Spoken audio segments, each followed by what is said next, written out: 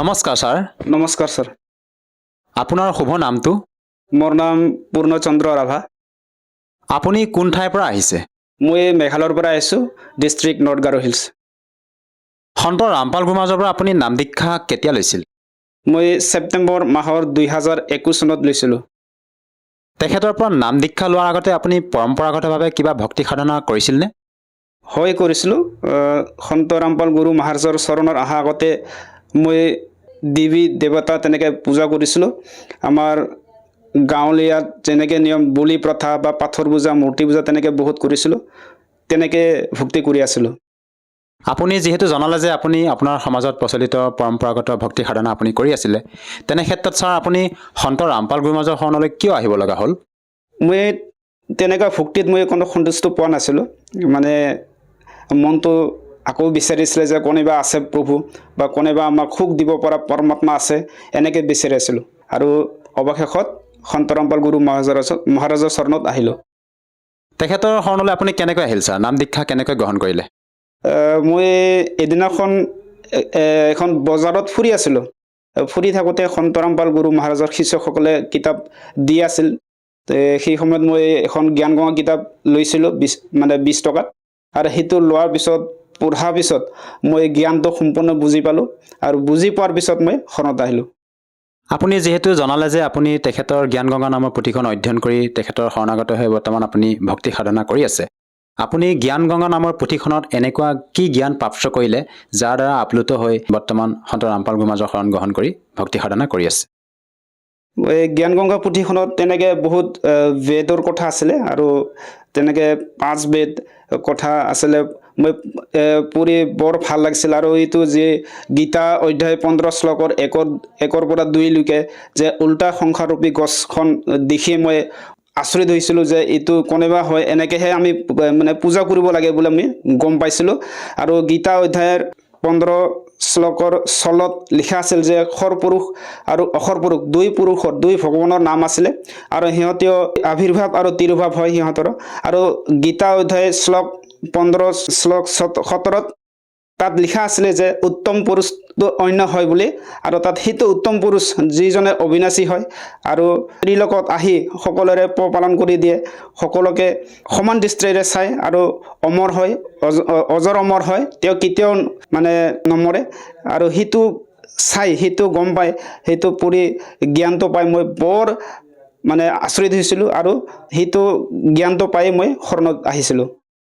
Sir, আপুনি জনাইছে যে আপুনি পৰমাত্মাৰ সন্ধানত আছিলে আৰু আপুনি জ্ঞান গংগা নামৰ পুথিখনত পৰমাত্মাৰ সন্ধান পোৱাৰ কথা আপুনি মত ব্যক্ত কৰিছে।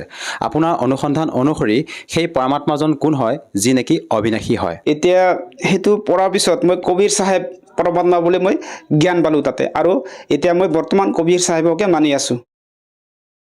ছাৰ, আৰু এটা কথা জানিব বিচাৰিছোঁ, যিহেতু আপোনালোকৰ গুৰু সন্ত ৰামপাল গুৰুমাজৰ শিষ্যসকলৰ যেতিয়া আমি অনুভৱ চাওঁ বিভিন্ন ছ'চিয়েল মিডিয়া প্লেটফৰ্মত, তেওঁলোকে নিজৰ মত ব্যক্ত কৰে। তেওঁলোকে সন্ত ৰামপাল মহাৰাজৰ পৰা নাম দীক্ষা লোৱাৰ পিছত বিভিন্ন প্ৰকাৰে লাভ পায়। আপুনি তেখেতৰ পৰা নাম দীক্ষা লোৱাৰ পিছত কেনেধৰণৰ লাভ পাবলৈ সক্ষম হৈছে? হয় ছাৰ, মই সন্ত ৰামপাল গুৰু মহাৰাজৰ শৰণত অহাৰ পিছত মই বহুত লাভ পাইছোঁ। বিশেষকৈ আধ্যাত্মিক লাভ পাইছোঁ যে য'ত মই ভক্তি কৰি 84 লাখ ইউনিট মই নপৰিম আৰু মোক্ষৰ ৰাস্তা পাইছোঁ।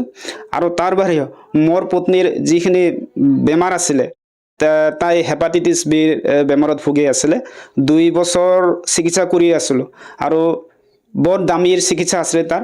এমাহত 10,000 মান যায় ঔষধ কিনোতে। আৰু আমি 3 মাহ ধৰি তেনেকৈ গুৱাহাটীলৈকে চেকআপত গৈছিলোঁ। 30,000 40,000 এনেকৈ গৈছিল। মই তাইক চিকিৎসা কৰি মই ভাগৰি পৰিছিলোঁ যে হে পৰমাত্মা, মোক কিবা এটা সহায় কৰ, যে মোৰ ঘৰত এনেকৈ অসুবিধা হৈ আছে, এনেকৈ দুখ কষ্ট মই হৈ আছোঁ। আৰু এনেকৈ পৰমাত্মাক আৰদাস লগাইছিলোঁ যে মোৰ অৱস্থা বেয়া, মোৰ সদায় এনেকৈ টকা মই খৰচ কৰিব নোৱাৰোঁ। সেয়েহে মই প্ৰাৰ্থনা কৰিছিলোঁ যে গুৰু মহাৰাজ, যে মই অকলে দীক্ষা ল'লে নহ'ব, মোৰ পৰিয়ালটো ল'ব লাগিব, আপোনাৰ চৰণত আনিব লাগিব, মোক কিবা এটা কৰক বুলি মই গুৰুজীক প্ৰাৰ্থনা কৰিছিলোঁ। আৰু প্ৰাৰ্থনা কৰাৰ পিছত লাহে লাহেকৈ মই পত্নীক গুৰুজীৰ চৰণত আনিব পাৰিলোঁ। আৰু আজি 3 মাহৰ মূৰে মূৰে মোৰ য'ত 30,000 40,000 টকা গৈছিল, এতিয়া মই এটকাও পইচা খৰচ নকৰাকৈ মই এতিয়া ভক্তি কৰি লাভ পাই আছোঁ। আৰু হেপাটাইটিছ বি এনেকৈ মানে ডক্টৰে এনেকৈ কৈছিল যে এইটো 70 বছৰলৈকে মানে আপুনি নমৰালৈকে এইটো ঔষধ খাব লাগিব বুলি কৈছিল। আৰু সেইটো শুনি মই বৰ ভাগৰি পৰিছিলোঁ যে কি হ'ব মোৰ জীৱনত বুলি। কিন্তু যেতিয়া চৰণত আহিলোঁ তেতিয়া মোৰ সকলো দুখ কষ্টবোৰ দূৰ হৈ গ'ল। আৰু মই ভাবি থাকিছিলোঁ যে তেতিয়া মোৰ বাইকহে আছিল অকল। মই বাইকটো চলাই মই কেনেকৈ মই আশ্ৰমত সৎসং শুনিব যাম, এনেকৈ ভাবি মই সদায় গুৰুজীক প্ৰাৰ্থনা কৰি থাকোঁ যে গুৰুজীক কিবা এটা দয়া কৰক বুলি। আৰু এনেকৈ কৰি মই এদিন এতিয়া মই 4 চকীয়া বাহন লৈছোঁ আৰু সেইটো লৈ আমি সৎসংগত আহোঁ।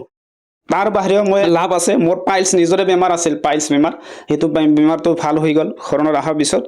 আৰু এদিনাখন মই সৎসংগত আহিছিলোঁ আৰু সৎসংগত অহাৰ পিছত মোৰ পইচাও নাছিল, মোৰ 1000 একাউণ্টত পইচা আছিল। যেতিয়া মই আহোঁ তেতিয়া সৎসংগৰ পৰা ঘূৰি আহোঁতে মোৰ বিটিতে মানে বিচাৰিছিল যে মই কিবা এটা পুতলা ল'ম বুলি। আৰু সেইটো কথা মই বহুত আগৰ দিনৰ পৰা কৈ আছিল, বহুত দিনৰ পৰা কৈছিল যে কিবা এটা পুতলা ল'ম বুলি। কিন্তু আহোঁতে মোৰ পইচা নাই। মই তথাপিও দুখী মনেৰে গ'লোঁ যে বিটিকটো কিবা এটা দিব লাগিব বুলি। যোৱাৰ পিছত মই একাউণ্টত চালোঁ, মানে 1000 জেগাত 2000 সোমাই আছে।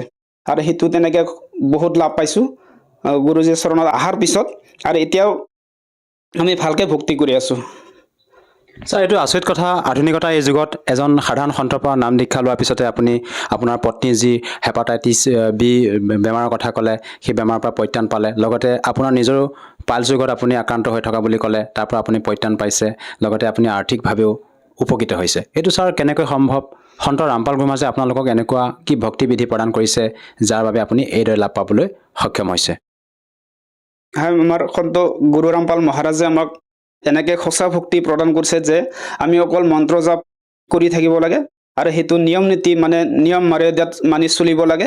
আৰু সেইটো মানি চলি আমি লাভ পাই আছোঁ। আৰু সন্ত ৰামপাল গুৰুমাজে আপোনালোকক কোনখন ধৰ্মশাস্ত্ৰৰ আধাৰত আপোনালোকক সেই ভক্তিবিধি প্ৰদান কৰে?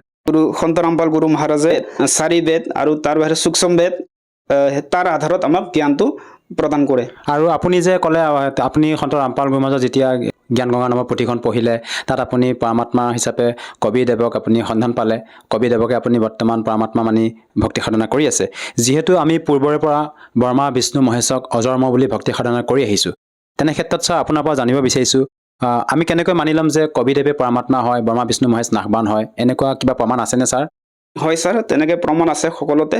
আমি চাবলৈ গ'লে যে আমাৰ হিন্দু শাস্ত্ৰ ঋগ্বেদ, অথৰ্ববেদ, যজুৰ্বেদ আৰু কোৰাণ আৰু তেনেকৈ গুৰু গ্ৰন্থ চাহেব সকলোতে প্ৰমাণ আছে যে কবিৰ চাহেব পৰমাত্মা হয়, কবিৰ চাহেব ভগৱান হয় বুলি প্ৰমাণ আছে। আৰু আমি শুনিছোঁ যে আপোনালোকৰ গুৰু সন্ত ৰামপাল গুৰুমাজে সমাজত চলি থকা যিবিলাক শ্ৰাদ্ধ শ্ৰাদ্ধকে আদি কৰি কৰ্মকাণ্ডবিলাক কৰিবলৈ মানা কৰে। এই ক্ষেত্ৰত ছাৰ আপুনি কি ক'ব বিচাৰে? প্ৰকৃততে সন্ত ৰামপাল গুৰুমাজে এনেধৰণৰ কৰ্মকাণ্ড কিয় কৰিবলৈ মানা কৰে? ছাৰ, এইটো তেনেকৈ শ্ৰাদ্ধ পাতাটো আমাৰ শাস্ত্ৰত ক'তো লিখা নাই। আৰু আমি শাস্ত্ৰমতে চলোঁ। আৰু যিহেতু শাস্ত্ৰতে নাই তো আমি পাতিনো কি লাভ? সেইকাৰণে আমি আমাৰ গুৰুজী মহাৰাজে আমাক সেইটো মানিব নিদিয়ে, মানে পাতিব নিদিয়ে। আৰু সেইকাৰণে আমি তাত নাযাওঁ আৰু নাপাতোঁ। আৰু আপোনালোকক সন্ত ৰামপাল গুৰুমাজে আমাৰ যিসকল দেৱী দেৱতা আছে তেওঁলোকৰ কেনেধৰণৰ মন্ত্ৰ প্ৰদান কৰে আপোনালোকক? আমাৰ সকলো দেৱী দেৱতাৰ সন্ত ৰামপাল গুৰু মহাৰাজে সঠিক সঁচা ভক্তি কৰিবৰ কাৰণে সাধনা দিয়ে। আৰু সিহঁতৰ মন্ত্ৰ জাপটো আমি কৰোঁ। আৰু সিহঁতৰ সাধনা আৰু আমি পূজা অকল কবিৰ চাহেবক কৰোঁ। ছাৰ, আপুনি কি কৰে? মই কণ্ট্ৰাকচুৱেল টিচাৰ কৰোঁ ছাৰ। যিহেতু আপুনি এজন শিক্ষক আৰু এজন শিক্ষিত ব্যক্তি হিচাপে আপুনি সন্ত ৰামপাল গুৰুমাজৰ পৰা নাম দীক্ষা গ্ৰহণ কৰি বৰ্তমান ভক্তি সাধনা কৰি আছে, আপুনি যিখিনি লাভৰ কথা ব্যক্ত কৰিলে, ইয়াৰ উপৰিও আৰু পাৰিবাৰিকভাৱে অন্য কিবা ছাৰ লাভ পাইছেনে আপুনি? হয় ছাৰ, এতিয়া মই সন্ত গুৰু ৰামপাল মহাৰাজ চৰণত অহাৰ পিছত এতিয়া মই বহুত সুখী আছোঁ। আৰু সুখেৰে চলি আছোঁ। আমাৰ কোনো হাই কাজিয়া নাই। আগতে মই বহুত তেনেকৈ মদ খাই ফুৰিছিলোঁ, তেনেকৈ লগৰ লগত সদায় পাৰ্টি খাইছিলোঁ। কিবা এটা পূজা হ'লে মই সদায় পাৰ্টি খাব গৈছিলোঁ। ঘৰত বৰ অশান্তিত আছিলে আৰু টকা পইচা নুজুৰিছিলে। এতিয়া মই সন্ত গুৰু ৰামপাল গুৰু মহাৰাজৰ চৰণত অহাৰ পিছত সকলো দুখ নাইকিয়া হৈ গ'ল। মই ঘৰতো সময় দিব পাৰিলোঁ, এতিয়া সুখেৰে থাকিলোঁ। আৰু আৰ্থিক দিশেও অলপ আগবাঢ়িছে ছাৰ। আপুনি ছাৰ ক'লে যে আপুনি আগতে নিচা সেৱন কৰিছিলে। কিমান বছৰ ধৰি আপুনি নিচা সেৱন কৰিছিলে?